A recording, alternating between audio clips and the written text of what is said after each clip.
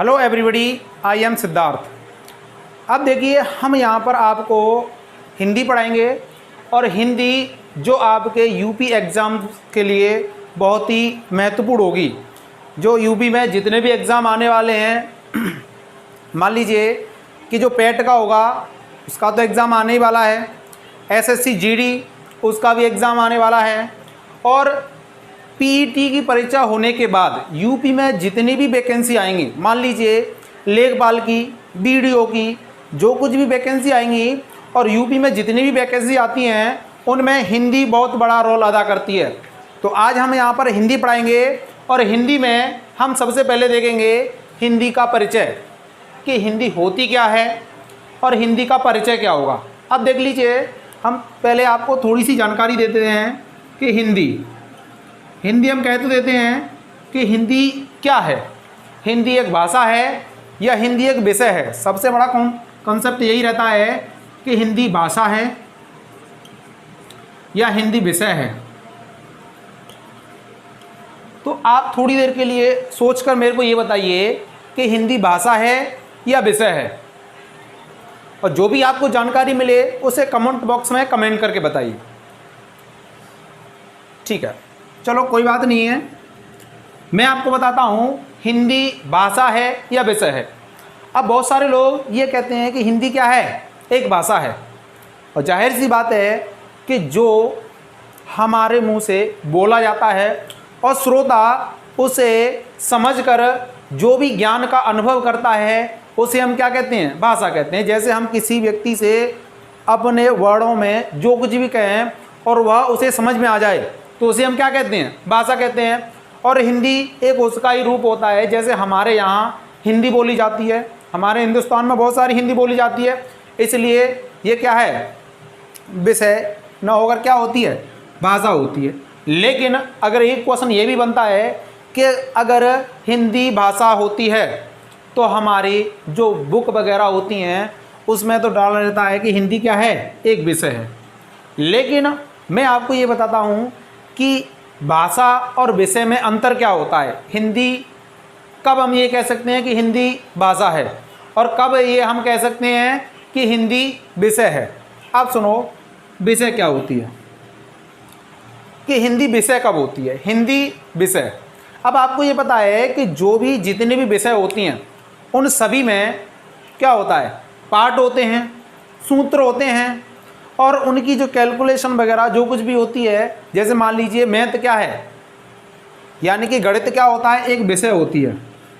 गणित क्या होता है, एक विषय होती है, और गणित में बहुत सारे सूत्र होते हैं, उसके चैप्टर्स यानी कि पार्ट होते हैं, उन सभी को मिलाकर एक बुक बनती है, उसे हम क्या कहते हैं, गणित कहते हैं। अब ऐसे ही हिंदी में भी बहुत सारे सूत्र होते हैं और पार्ट होते हैं, उन सभी को मिलाकर एक बुक बनती है जिसको हम क्या कहते हैं, विषय कहते हैं। हिंदी में भी क्या होते हैं, हिंदी में यानी कि पार्ट होते हैं, सूत्र होते हैं, उन सभी को मिलाकर एक बुक बनती है जिसे हम क्या कहते हैं, हिंदी विषय कहते हैं। अब आपको समझ में आया कि विषय कब होती है। अब आप ये कह रहे होंगे कि मैथ में तो बहुत सारे सूत्र आते हैं, लेकिन हिंदी में कहाँ से सूत्र आ गए। जब आप हिंदी को आगे पढ़ेंगे, जैसे मान लीजिए आप हिंदी व्याकरण पढ़ते हैं तो उनका भी एक क्या होता है, सीक्वेंस होता है। जो भी वाक्य होता है उसका एक सीक्वेंस होता है, तो उनका भी क्या होता है, एक सूत्र होता है कि कैसे कब हमको क्रिया लगानी है, कब कर्ता लगाना है, कब कर्म लगाना है। या मान लीजिए कि हम हिंदी में संधियाँ पढ़ते हैं तो संधि बनाने का एक क्या होता है, रूल होता है। उन रूल के अकॉर्डिंग ही जो रूल होते हैं वही क्या कहलाते हैं, सूत्र कहलाते हैं। और उन सभी के अलग अलग पार्ट होते हैं। जैसे संधि आप पढ़ेंगे तो वो एक अलग चैप्टर होगा, समास पढ़ेंगे तो एक अलग चैप्टर होगा। और हिंदी में विषय की हम बात करें, जैसे मान लीजिए कि ये तो किसकी बात होगी, व्याकरण की होगी। अब हिंदी लिटरेचर भी होती है, उसमें भी अलग अलग चैप्टर होते हैं कि नहीं होते हैं। तो इस आधार पर हम इसको क्या कह सकते हैं, विषय कह सकते हैं कि हिंदी क्या होती है। तो ये नहीं कह सकते कि हिंदी केवल और केवल क्या होती है, एक लैंग्वेज होती है। हिंदी क्या होती है, लैंग्वेज और विषय दोनों होती है। लेकिन जब हम इसको एक बुक के रूप में गठित करते हैं तब ये क्या कहलाती है, एक विषय कहलाती है। और जब हम इसको अपने मन के भावों को किसी दूसरे व्यक्ति के आगे प्रस्तुत करते हैं तब ये क्या होती है, ये भाषा होती है। अब हम बात कर लेते हैं कि भाषा के प्रकार।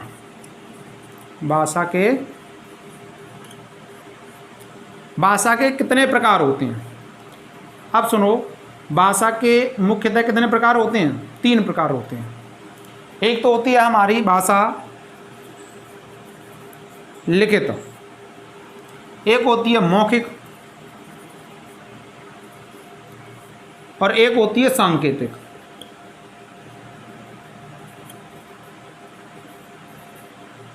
एक कैसी होती है? सांकेतिक। यानी कि जिस भाषा को हम लिखते हैं, अगर हिंदी हम लिख के बता रहे हैं तो है तो सही वो हिंदी, लेकिन वो क्या है? लिखित रूप में क्या है? भाषा है। लेकिन जब आप कुछ वर्डों को या शब्दों को किसी दूसरे व्यक्ति के सामने प्रकट कर रहे हैं मौखिक रूप से, तो वो क्या होगी? मौखिक हो गई। और सांकेतिक का मतलब ये है कि मान लीजिए अगर कोई व्यक्ति बोल नहीं सकता, यानी कि वो कैसा है? गूंगा है, तो वह अपने भावों के अनुसार, अपनी एक्टिविटी के अनुसार, संकेतों के अनुसार किसी दूसरे व्यक्ति को समझा सकता है। दूसरा व्यक्ति उसके भावों को समझ लेता है, तो वो भी क्या होती है? सांकेतिक भाषा होती है। इतनी बात समझ में आई कि नहीं आई?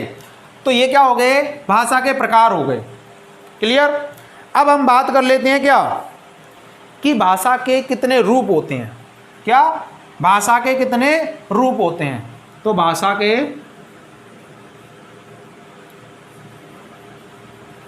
कितने रूप होते हैं? क्या होते हैं? रूप होते हैं। तो देखो, भाषा के मुख्यतः 2 रूप होते हैं। उनको हम क्या कह सकते हैं? एक तो लिखित, और एक क्या होता है? मौखिक। तो भाषा के 2 रूप होते हैं, एक तो लिखित और एक मौखिक। तो हिंदी के परिचय में मैंने आपको केवल इतना बताया है कि हिंदी क्या है? हिंदी भाषा और विषय दोनों होती है। और विषय हम इसको कब कहते हैं? जब यह पाठ तथा सूत्रों का संकलन होता है, जब हम इसको क्या कहते हैं? विषय कहते हैं। और यह भाषा कब होती है? जब हम अपने मन के भावों को किसी दूसरे व्यक्ति के आगे प्रकट करते हैं, तब ये क्या होती है? भाषा होती है। और भाषा यही होती है कि भाषा हम केवल उसे नहीं कह सकते कि हम बोलते जाएं और दूसरे व्यक्ति को, जो श्रोता है, उसको कुछ समझ में ही नहीं आए, तो वो भाषा किसी काम की नहीं है। उसे हम भाषा का कंपलसरी यानी क्लियरली नहीं कह सकते हैं। भाषा केवल वही होती है जो आप बोल रहे हैं, वो दूसरा श्रोता व्यक्ति है, उसको कुछ भी समझ में आए, वही क्या होती है? भाषा होती है। अब मान लीजिए, अब हम पढ़ेंगे कि हिंदी में हमको पढ़ना क्या होता है, हिंदी में हम क्या क्या पढ़ते हैं। तो देखिए, स्क्रीनशॉट लेना है तो आप ले सकते हैं, जो कुछ भी लिखना है उसे लिख सकते हैं। इसके बाद मैं साफ करता हूं और मैं ये बताता हूं कि हिंदी में हम क्या क्या पढ़ते हैं और हमको क्या पढ़ना होता है। तो देखिए इधर,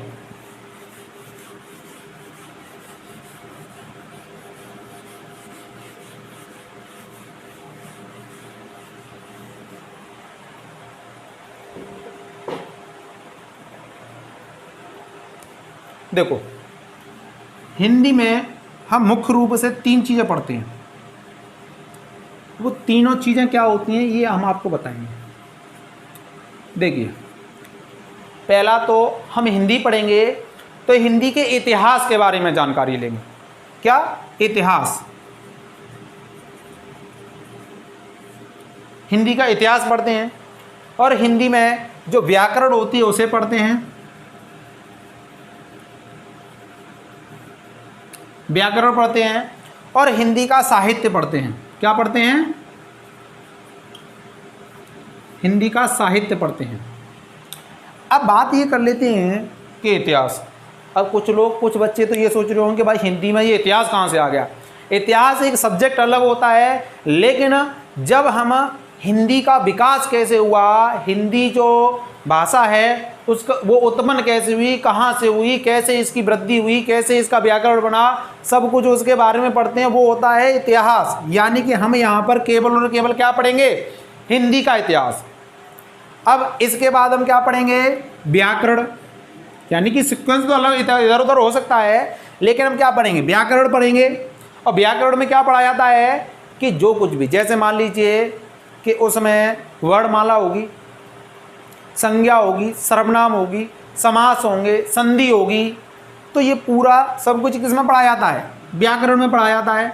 और साहित्य, साहित्य में क्या पढ़ा जाता है, ऐसा नहीं कि हम इसमें साहित्य में लिटरेचर पढ़ेंगे, साहित्य में हम पढ़ेंगे कि जो हमारे लिए जो कवि हैं उन्होंने कौन कौन सी रचनाएं की हैं, काव्य में कौन सी रचना है, गद्य में कौन सी है। यानी कि मुख्य रूप से हम साहित्य में उनकी रचनाओं के बारे में पढ़ेंगे कि किस कवि ने कौन सी रचना की है। और ये आपका साहित्य में क्या आ जाएगा, जितने भी काल हैं जैसे रीत काल, भक्ति काल, वो सब किस में आएगा, साहित्य में आएगा। और इन्हीं के रचना वगैरह सब कुछ किस में आएगा, इसी में आएगा। तो हिंदी में मुख्य रूप से हम 3 चीज़ पढ़ते हैं, हिंदी का इतिहास, व्याकरण और साहित्य। अब इसमें सबसे ज़्यादा जो क्वेश्चन आते हैं वो किससे आते हैं, व्याकरण से आते हैं। और इसी को सब लोग ज़्यादा से ज़्यादा पढ़ते हैं। लेकिन कभी कभार एग्जाम में क्या हो जाता है कि हिंदी के व्याकरण में से अगर क्वेश्चन नहीं आ पाते हैं, कम क्वेश्चन आ पाते हैं, वहीं पर छात्र क्या होते हैं, वहीं पर छात्र मात खा जाते हैं और उनको पेपर बहुत कठिन लगने लगता है। तो हम केवल आपको व्याकरण ही नहीं सारी चीज़ें पढ़ाएंगे और सभी को एकदम सीक्वेंस में पढ़ाएंगे और बारी बारी से पढ़ाएंगे और सही तरीके से पढ़ाएंगे। तो आप YouTube पर इस फ्री एजुकेशन को ज़्यादा से ज़्यादा बच्चों तक पहुँचाएँ, जिससे यह ज़्यादा से ज़्यादा बच्चे इसका लाभ उठा सकें।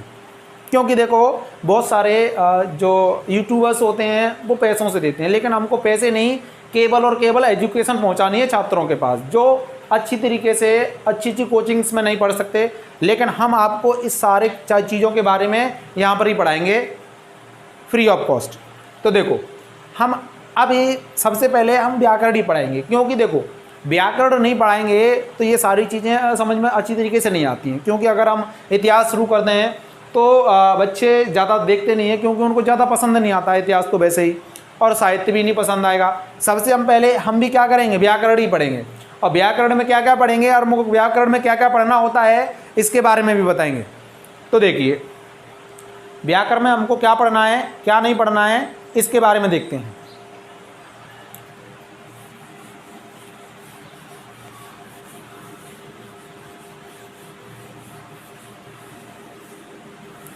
चलो इसको बताने से पहले आपको थोड़ी सी और जानकारी दे देते हैं कि हिंदी के परिचय के बारे में थोड़ी सी और जानकारी दे देते हैं। जैसे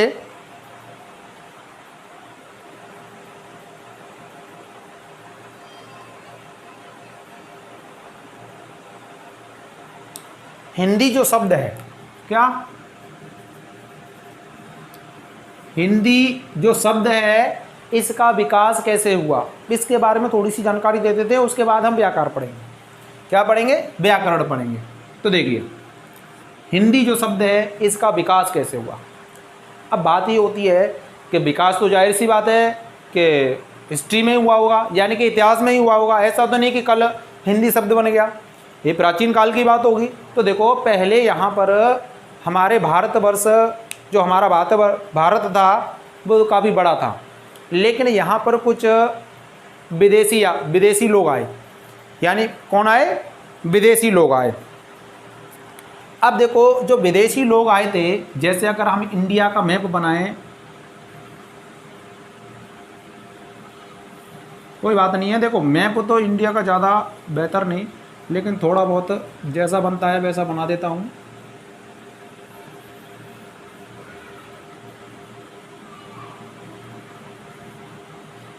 ठीक है। अब देखो पहले इंडिया, ये पाकिस्तान वगैरह, बांग्लादेश भी वगैरह सब इसमें था, तो इंडिया पूरा ऐसा ही था। लेकिन इधर की तरफ से यहाँ पर एक देश था ईरान, यहाँ से कुछ लोग आए थे, कौन, ईरानी। और वो कहाँ पर बस गए, यहाँ से एक सिंधु, हिमालय के पास से एक सिंधु नदी निकलती है, तो यहाँ से आकर वो किस में बस गए, इस सिंधु प्रांत में। कहाँ पर बस गए, इस सिंधु नदी के किनारे किनारे बस गए। तो इसको बोला क्या जाता था, सिंधु।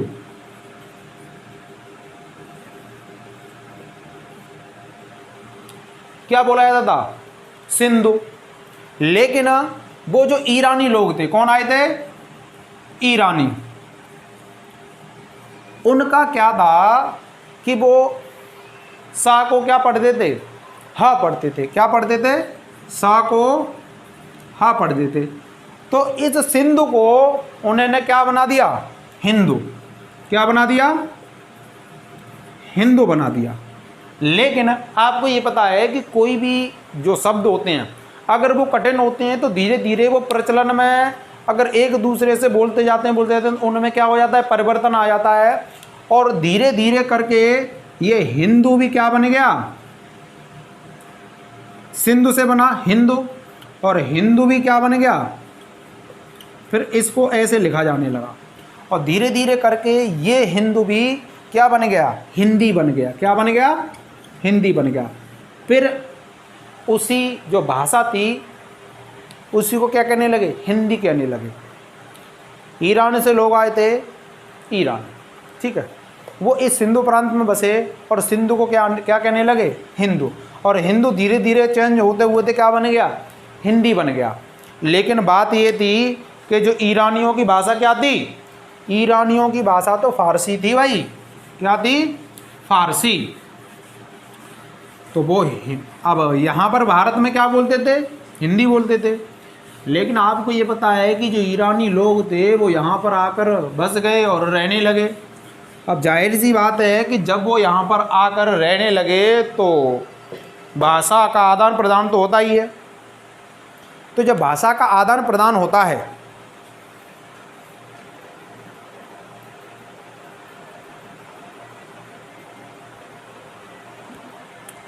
तो क्या होता रहा कि देखो उनकी भाषा क्या थी? फारसी। क्या थी? ईरानियों की भाषा क्या थी? फारसी। लेकिन यहाँ पर लोग क्या बोलते थे? हिंदी। क्या बोलते थे? हिंदी बोलते थे। अब बात ये आई कि कुछ उन्होंने यहाँ पर राजा महाराजाओं का राज्य वगैरह था तो वो यहाँ पर आए, कुछ राजा महाराजाओं को हराकर उन्होंने यहाँ पर अधिकार कर लिया तो उस जनता पर वो यानी कि शासन करने लगे। अब जनता यहाँ पर क्या बोलती थी? हिंदी बोलती थी और वे सभी लोग क्या थे? फारसी बोलते थे। लेकिन जब कोई हिंदी बोलता है और उसी के साथ रहने वाला कोई व्यक्ति फारसी बोलता है तो दोनों की लैंग्वेज क्या होती है? दोनों की लैंग्वेजों का मिश्रण बनने लगता है। कुछ वो शब्द फारसी के यूज़ करने लगते हैं और कुछ किसके? हिंदी के यूज़ करने लगते हैं। लेकिन यहाँ पर जो कवि थे उन्होंने भी यही देखा। फिर क्या हुआ कि जो हिंदी भाषा थी, हिंदी जो भाषा थी वो फारसी लिपि में लिखी जाने लगी। किसमें? हिंदी भाषा को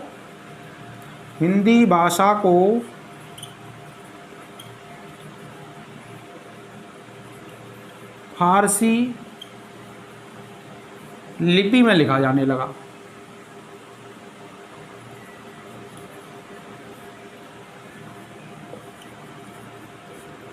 अब हिंदी भाषा फारसी लिपि में लिखी जाने लगी तो उसको क्या कहते थे? हिंदी भाषा को फारसी लिपि में लिखा जाता है तो उसे क्या कहते हैं? उसको क्या कहते थे? रेखता। एग्जाम में बहुत ही डीपली क्वेश्चन बनता है। जब ये क्वेश्चन एग्जाम में बनता है तो अच्छे अच्छे जो स्टूडेंट होते हैं जिनको इसके बारे में पता नहीं होता वो इसको सोच भी नहीं पाते हैं। जब हिंदी भाषा को फारसी लिपि में लिखा जाता है तो उसे क्या कहते हैं? रेखता कहते हैं। क्या कहते हैं? रेखता कहते हैं।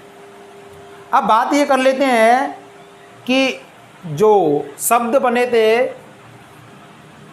हिंदी और एक हिंदवी,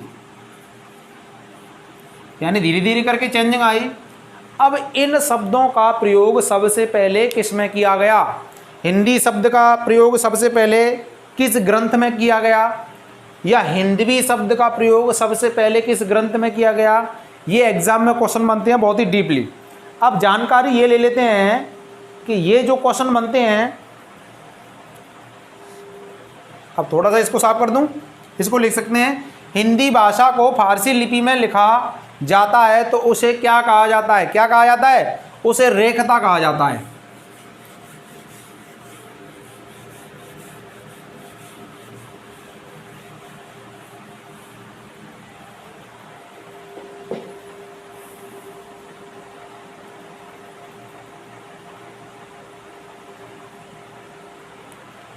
देखो एग्जाम में बहुत ही डीपली क्वेश्चन बनता है। हिंदवी शब्द का लगभग 30 बार प्रयोग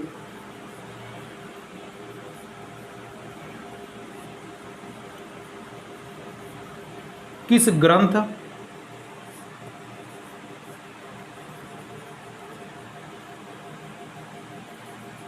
अथवा रचना में किया गया है। अब एक बार सोचकर इसका जवाब देंगे कि हिंदवी शब्द का लगभग यानी कि हिंदी शब्द का 30 बार प्रयोग किस ग्रंथ अथवा रचना में किया गया है। तो एक बार सोचकर इसको बताइए कि हिंदी शब्द का सर्वप्रथम यानी कि लगभग 30 बार प्रयोग किस ग्रंथ में किया गया है। तो देखिए इसका जवाब मैं बताता हूं कि इसका हम 30 बार प्रयोग किया गया है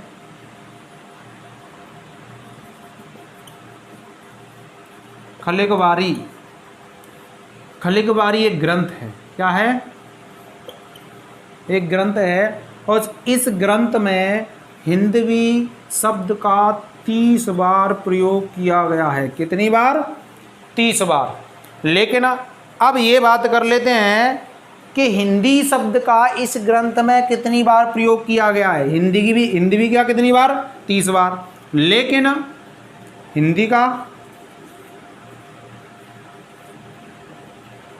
हिंदी शब्द का किया गया है इसमें 5 बार। कितनी बार? 5 बार। ये समझ लीजिए ये क्वेश्चन बहुत डीपली हैं। अगर एग्जाम में पूछे जाते हैं तो हर कोई इनका जवाब नहीं दे सकता। और ऐसे ही क्वेश्चन क्या करते हैं, मेरिट को ऊपर नीचे करते हैं।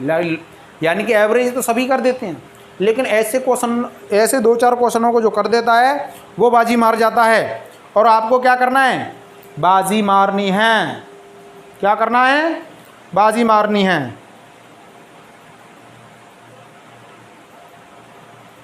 अब बात ये करते हैं, इतना आपने लिख लिया होगा तो इसको लिख सकते हैं। इसके बाद साफ करता हूँ, दूसरा क्वेश्चन मैं पूछता हूँ। हिंदवी तो हो गया, अब हम बात करते हैं हिंदी शब्द की। चलो पूरा साफ कर देता हूँ।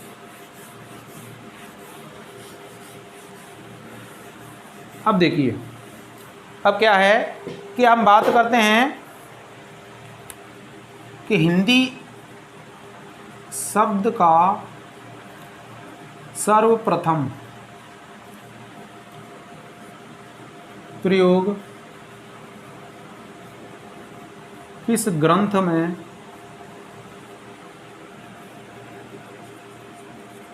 किया गया है। यानी कि हिंदी शब्द का सर्वप्रथम प्रयोग किस ग्रंथ में किया गया है, ये आपको बताना है। और कितनी बार किया गया है। अब देखिए, हिंदी शब्द का सर्वप्रथम प्रयोग जैद अवेस्ता,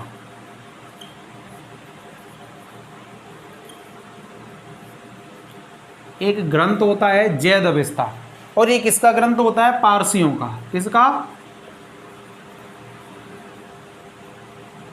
पारसियों का पवित्र ग्रंथ।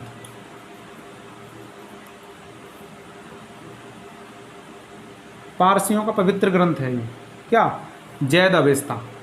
इसमें हिंदी शब्द का प्रयोग 29 बार और हिंदवी शब्द का प्रयोग 5 बार किया गया है।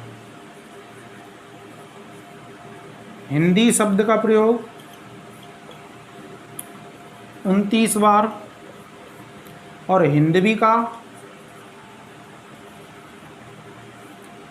शब्द का 5 बार। ये हिंदी भाषा से रिलेटेड जो क्वेश्चन थे। हाँ, एक क्वेश्चन और बनता है कि जो हिंदी शब्द है, नोट करके लिखेंगे, हिंदी शब्द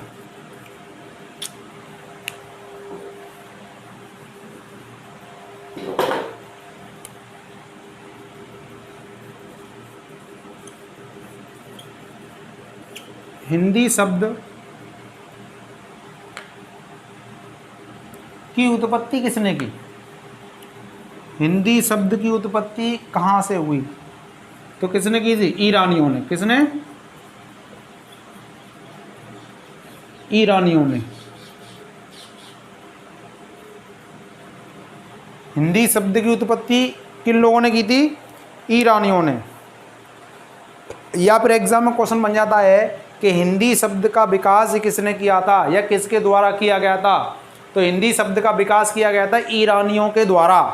तो इतनी बात समझ में आ गई होगी शायद सभी लोगों के। तो इतना जो भी मैटर है आप इसको लिख सकते हैं, लिखना चाहें तो। मैं एक तरफ हट जाता हूँ।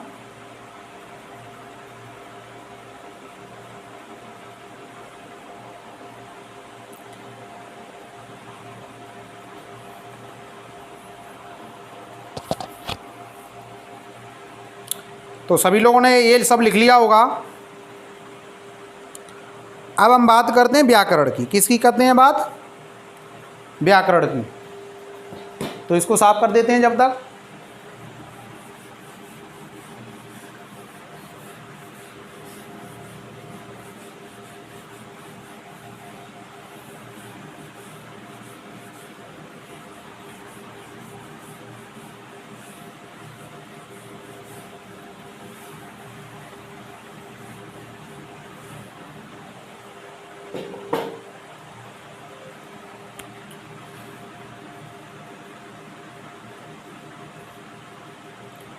व्याकरण। अब इससे रिलेटेड एग्जाम में इंपॉर्टेंट क्वेश्चन बनता है कि ये बताइए कि ये जो व्याकरण शब्द है इसका अर्थ क्या होता है और ये कितने उपसर्ग से मिलकर बना होता है, या व्याकरण शब्द में कितने उपसर्ग होते हैं। तो देखो व्याकरण शब्द में कितने उपसर्ग होते हैं और इनका मतलब क्या होता है, ये हम केवल और केवल तभी पता कर सकते हैं जब हम इसके क्या करेंगे, अलग अलग खंड करेंगे। तो देखो इसके खंड करते हैं तो वे प्लस आ प्लस कर्ण। अब आप इसमें क्लियरली देख सकते हैं कि ये जो व्याकरण शब्द है इसमें कितने उपसर्ग दे रखे हैं।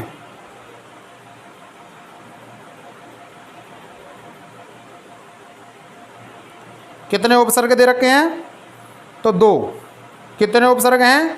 दो। तो जो व्याकरण शब्द है वो दो उपसर्ग से मिलकर बना होता है, एक वे प्लस आ। अब बात ये कर देते हैं कि इसका मतलब क्या होता है, व्याकरण शब्द का मतलब क्या होता है, इसका अर्थ क्या होता है। तो देखो व्याकरण शब्द का अर्थ, इसका अर्थ होता है उच्चारण। क्या मतलब होता है? व्याकरण शब्द का अर्थ होता है उच्चारण। या फिर ये भी ऑप्शन में ना दे रखा हो तो इसको कहते हैं हम वाक शक्ति। क्या कहते हैं? वाक शक्ति। या तो उच्चारण दे रखा होगा, नहीं तो क्या दे रखा होगा, वाक शक्ति। अब इधर लिख सकते हैं कि व्याकरण शब्द में कितने उपसर्ग होते हैं। उपसर्ग कितने होते हैं? उपसर्ग कितने होते हैं? दो। अब बात ये कर लेते हैं कि ये मैंने तो आपको बोल दिया कि व्याकरण में कितने उपसर्ग होते हैं, दो उपसर्ग होते हैं। लेकिन बात ये होती है कि ये उपसर्ग क्या होते हैं।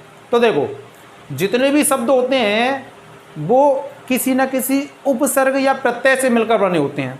जैसे मान लीजिए कि इसमें ये दो शब्द, ये कर्ण एक मूल शब्द दे रखा है, इनसे ये दो शब्द आगे मिलकर जो जुड़कर एक शब्द बना रहे हैं व्याकरण।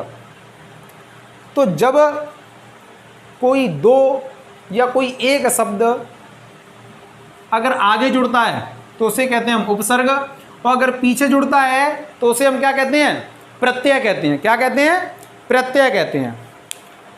तो अब हम बात करते हैं कि जो हिंदी होती है, अब इतना समझ में आया कि नहीं आया, पहले तो मेरे को ये बताइए। अब हम बात करते हैं कि व्याकरण के भेद कितने होते हैं। क्या? व्याकरण के भेद कितने होते हैं। तो व्याकरण के भेद की बात कर लेते हैं कि व्याकरण के भेद कितने होते हैं। इतने को साफ कर दूं, किसी को अगर लिखना है तो लिख सकता है। तो देखिए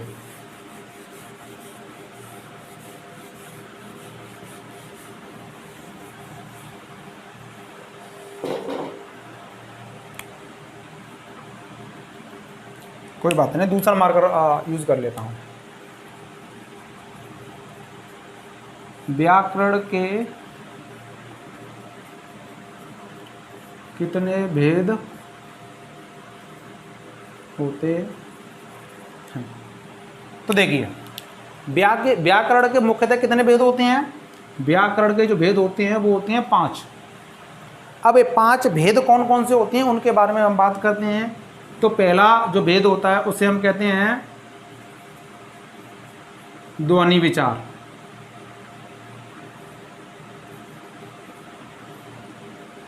ठीक है, पहला क्या होता है? ध्वनि विचार होता है। उसके बाद क्या होता है?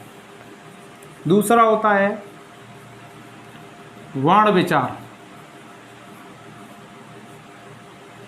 इसके बाद क्या होता है? शब्द विचार। इसके बाद चौथा क्या होता है?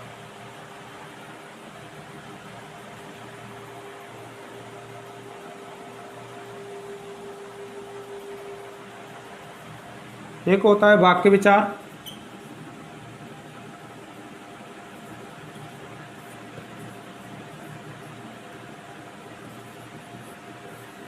और अंतिम लास्ट होता है काव्य विचार।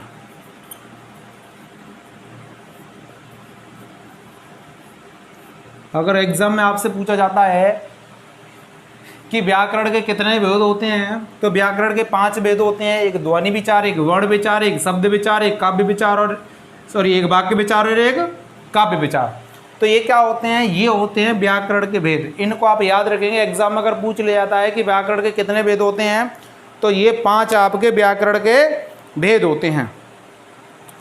अब हम बात कर लेते हैं कि व्याकरण में हमको क्या क्या पढ़ना होता है। तो इतना आप लिखना चाहे तो लिख सकते हैं। इसके बाद आज मैं आपको बता देता हूं कि व्याकरण में हमको क्या क्या पढ़ना होता है और हम क्या पढ़ेंगे। ठीक है, तो इसको साफ कर देता हूं।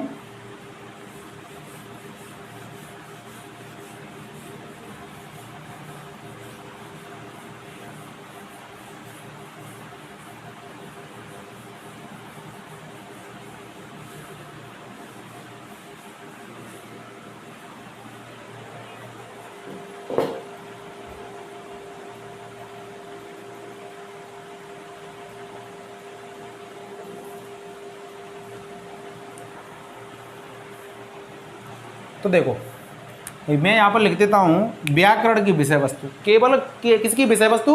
व्याकरण की विषय वस्तु।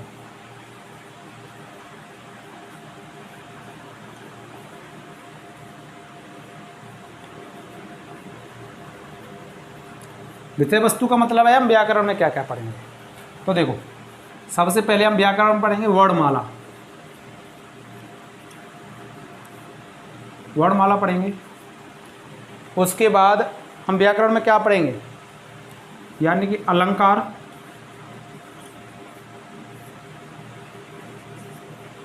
उसके बाद क्या पढ़ेंगे हम?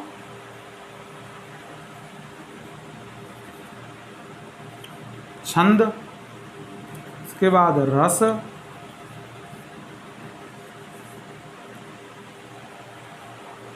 और हमको क्या पढ़ना होगा? संधि,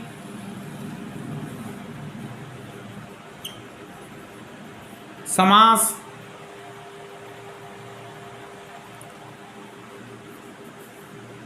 इसके बाद शब्द भेद। ठीक है, शब्द रूप या शब्द भेद एक ही बात होती है। इसके बाद यहां पर आगे लिख देता हूं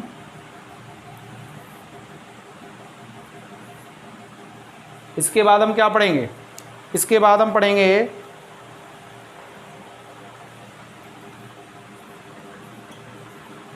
वाक्य,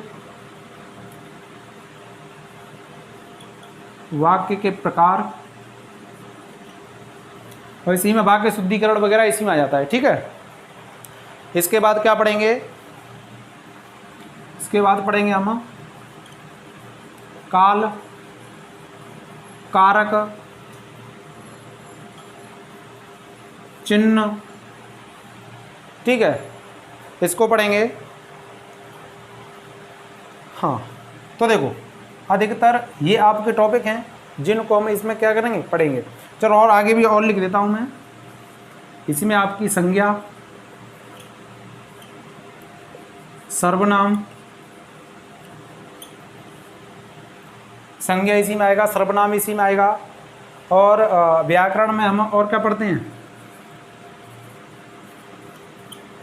शुद्ध वर्तनी। शुद्ध वर्तनी भी हम किस में पढ़ेंगे, व्याकरण में ही पढ़ेंगे। हाँ, अब देखो ये सभी आपके टॉपिक किस में पढ़ाए जाएंगे, व्याकरण में ही पढ़ाए जाएंगे। लेकिन जरूरी नहीं कि ये इसी सीक्वेंस में होंगे, हम इसको सिलेबस के अकॉर्डिंग एक एक करके कराएंगे, और जो कुछ भी इसमें होगा वो उसी हिसाब से कराएंगे। लेकिन देखो ऐसा मत सोचना कि व्याकरण में कुछ एक आध टॉपिक बचे हुए होंगे, रह भी गए होंगे, जो मैंने यहाँ पर नहीं लिख पाए होंगे, लेकिन उनको भी कराया जाएगा। ऐसी बात नहीं, ये जो मैंने यहाँ पर लिख दिए हैं केवल इन्हीं को कराया जाएगा। तो ये सभी किस में होंगे, व्याकरण में होंगे।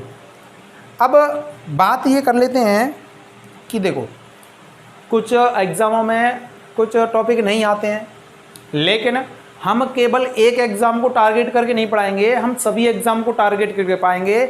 हम केवल और केवल हम यहाँ पर क्या पढ़ाएंगे, हिंदी पढ़ाएंगे। ऐसा नहीं कि हम स्पेशल इसी चीज़ के लिए हिंदी पढ़ाएंगे। लेकिन अब देखो हिंदी तो हिंदी होती है, चाहे वो कहीं से भी कैसा भी आ जाए, बात समझ में आए कि नहीं। लेकिन हम आपको एक तरफ से सारी हिंदी करा देंगे। अब उसमें ये देखते हैं कि किस एग्ज़ाम में कौन से टॉपिक आते हैं, उनको आप पढ़ लीजिए, कोई दिक्कत वाली बात तो इसमें है नहीं।